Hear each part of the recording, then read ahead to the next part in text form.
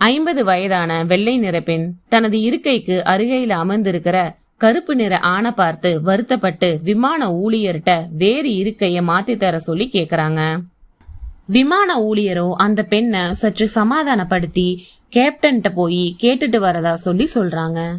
கேப்டனோ முதல் வகுப்புல ஒரே ஒரு இருக்கை தான் காலியா இருக்கு, மற்ற எல்லா இருக்கைகளும் நிரம்பி விட்டது அப்படின்னு சொல்லி அந்த இருக்கையில வேணா அமர சொல்லி சொல்றாரு.